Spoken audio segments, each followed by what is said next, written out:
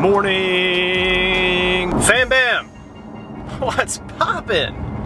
Good morning! Welcome back to the channel and welcome back to another video. Today we are talking about the three BMWs that I've owned and what the reliability was like on each of those and kind of like the things to look out for, just like my experience overall on owning those three BMWs. I'm of course being respectful, it's still early.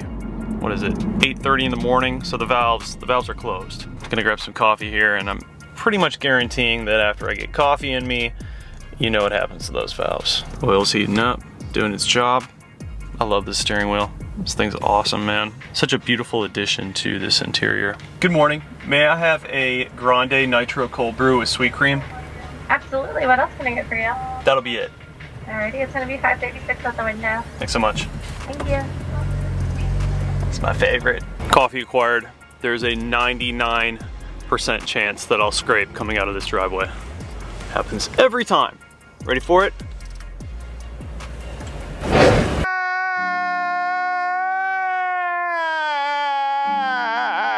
The guy's looking at me in the car like, what is he doing? I just listen to my car scrape, bro. No worries. Yeah, the splitter's aggressive, man. It sticks out pretty far. And it's definitely pretty low. You know, I've probably scraped it, I don't know, a dozen times already, but it's like, honestly, I accepted the fact that this thing would scrape when I bought it, so I kind of knew that sometimes it scrapes.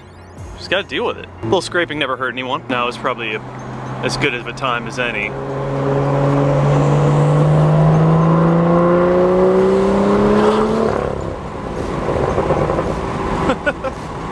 And good morning, Charlotte.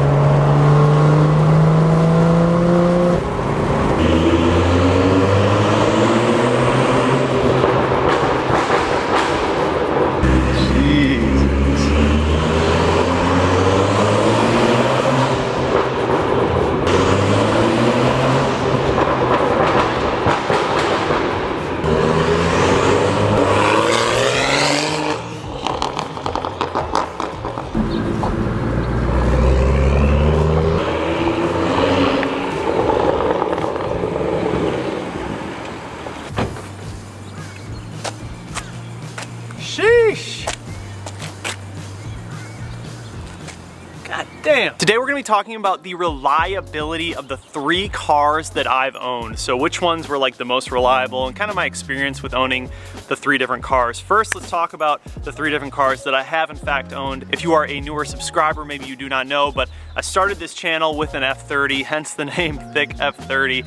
I had a 328i, it was a 2013 early model. And then after that, I had an E90 M3 that was a 2010, so it was the LCI E90 M3. And then obviously now I have the F87 M2, this is a 2017. So rewinding back to the 328i, was a fantastic car to own. And it was honestly just a great daily driver. I had barely any issues with that car. In the entire 5 years of owning that car, I only had one kind of odd thing fail, and it was the emergency e-brake internals. They just rusted out because the car was actually from the north. It was from Wisconsin, and I had lived there, and the car was parked outside for numerous winters. And honestly, when I first bought the car, I didn't take care of it as well as I should have. But when I did first buy that car, I was coming from a Honda Civic SI, and this was my first time buying a BMW and kind of getting involved in a more luxury line vehicle. So it was a learning process, but I absolutely loved the car, and it honestly felt like I was getting into a Lamborghini. Like coming from a Honda, it just felt like it was like the most beautiful, most luxurious car that you could buy at that age. I bought the car with 24,000 miles on it, and I paid right around $24,000 actually. It was just a baseline 328i. It was actually a sport line, so it had like the black trim and everything. It really was like the perfect BMW starter car for me because I didn't know anything about BMWs. I'd always been interested in the E30s when I was like in my early teens. I wanted an E30 like 325, but I just ended up not getting one because it wasn't a good starter, reliable car for a teenager. So I ended up getting this 328i and I drove it for 5 years. I owned that car for 5 years, which for me is a really long time. That is definitely the longest that I've ever owned any car. And the funny thing about it is I've owned a lot of cars. I've had like 10 or 12 cars in my lifetime, mostly Hondas in my early days. And I did have like a GMC Jimmy when I was like, I don't know, like 18 or 19 years old. But the funny thing is there's that stereotype that BMWs just in general are super unreliable, and that 328 was the most reliable car that I ever owned. Even out of all of the Hondas that I had, all the Acuras that I had, the GMC Jimmy that I had, the 328i was hands down the most reliable car that I owned. At the same time, it was also the most expensive car that I had owned at that time. So the kind of weird fluke thing that happened was the emergency e-brake internals failed. They kind of just like exploded apart within the brake. I was literally driving like 30 miles an hour on the road and the car just came to a screeching halt. This was shortly after I had moved to North Carolina. Ended up finding out that the internals were just completely rusted through, which honestly had to do with the car just sitting outside in Wisconsin winters, which I do not recommend. I never buy cars from the north anymore just because winters are so tough on cars. The really cold temperatures and the salt on the roads, the snow, just all of that just does a number on your car. So if you do live in the north, my condolences. Make sure you garage your car. But now I'm in the south, so I don't really have to worry about it too much. So like I was saying, that was a great first starter car, super reliable. I never really had any issues with it. I'm leaving out most of the maintenance things like spark plugs and oil changes because I think that that goes without saying. Like, yes, you have to maintain your car. This is more about reliability and things that happened or things that went wrong while I owned these cars. So the F30 had it for 5 years. Dude, absolutely love that car. Like, it is the brick, the building brick and the staple of this channel. And that car and that chassis taught me so much about BMWs and just the community and me getting involved with YouTube. Like, I will never forget my 328i. That will be the car that I always remember no matter what I end up buying down the line. And so after I had the 328i for a while and did everything that I wanted to do to it, kind of built up the channel, the obvious next step was to go to something a little more powerful, and that was kind of what I was yearning for. I had so much fun building and learning about the 328i, but I wanted to experience an M car. Everyone talks about owning an M car, and I really wanted to have that experience. I wanted to get into actually owning an M car and having a little more power and a better suspension and better handling. And so I actually went back a few years and bought an E90 M3. So the E90 M3, my older brother actually owned one when I was younger, and the E90 M3 was always just such a sexy car to me. I just loved that car. I still love the E90, E92s. I think that they're one of the most beautiful BMWs that you can buy, and there's just something to be said about having a V8 in this BMW that is so raw. Like, this is before everything is super electronic, and it's just such a raw feeling car. You don't get that kind of feeling in these BMWs anymore. They're very electronic nowadays, and it kind of strips away some of that experience when you're driving those cars. So I really wasn't on like the hunt for one, but I came across one out of chance locally that was just in really good condition. And I knew that these cars were highly sought after in good condition because a lot of them had higher mileage. A lot of them were starting to end up total. They're abused, just not in the greatest condition. This thing was flawless. So I ended up pulling the trigger on this one that was not even 4 miles from my house. And honestly, one of the coolest cars I've ever owned in my life. So you're probably asking, like, why don't I have that anymore? The reason I sold the E90 M3 is it wasn't really the spec that I wanted. It was a good learning spec to like learn about these cars, the E90 M3s and the V8s, but it wasn't ideally the spec that I would keep long term. After owning the E90 M3 for a while,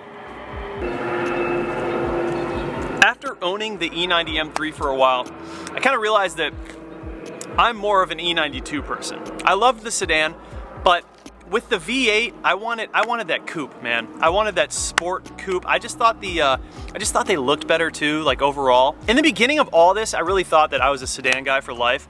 Really started to realize I'm more of a coupe guy. It's just more my thing. I think it's more sporty, and I never use the back seats, like ever. Like these back seats in this M2 they're gonna be gone. I'm taking them out. I'm gonna get a rear seat, delete, and a cage. Forget about it, we don't need them. So after having the E90 M3 for a while, I was like, you know what? I love the DCT in this car. I love this car, but for me personally, I am more of a two-door coupe, E92 manual person. I still had an absolute blast owning that E90, and it taught me so much about the E series. But when it came down to reliability, that car actually wasn't that bad. A lot of people say that the S65 is just a super unreliable engine.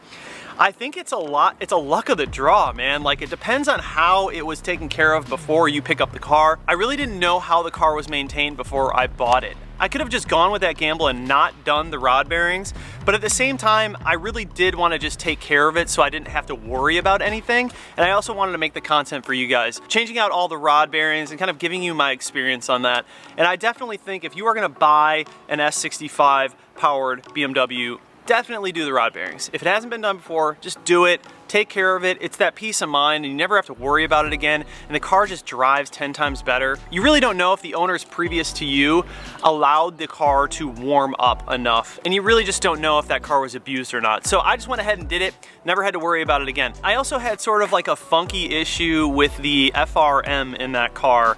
The FRM was corrupt in my E90 M3. I ended up having it replaced, but I had to pay out of pocket. It was a warranty item, but BMW wouldn't warranty it because it wasn't prohibiting the car from driving or throwing up any errors. But I did know that the FRM was in fact corrupt because when I tried to code things, it wouldn't allow me to code. And then once I actually paid $500 out of pocket to fix the FRM, I was able to code whatever I wanted. So I was right, it was a corrupt FRM, but BMW of course did not want to cover that for me. Thank you, BMW. I appreciate it. So that was really the only issue that I had with the E90 M3, which was kind of just also a freak thing. Like, it happened to certain models with the S65. Some of them had this issue, some of them didn't. Some people got lucky, some people didn't. It's almost like the timing chain thing with the F30. Like, I never fixed my timing chain on my F30, and when I sold it, it had 75,000 miles, and the car was fine. Technically, it fell within those dates of needing a new timing chain guide to remedy that issue or take care of that issue to make sure that it would never happen, but I just never did it. I also babied that car. Like, I really didn't beat the crap out of my F30. I knew that I didn't have an M car and I wasn't gonna drive my 328i like it was an M car. Fast forward to January of 2020 this year, I decided that I was going to actually go buy an M4. So I went and test drove an M4. It just didn't resonate with me. Like, I didn't love the car, and I didn't love the way that it looked, and I didn't love the way that it drove.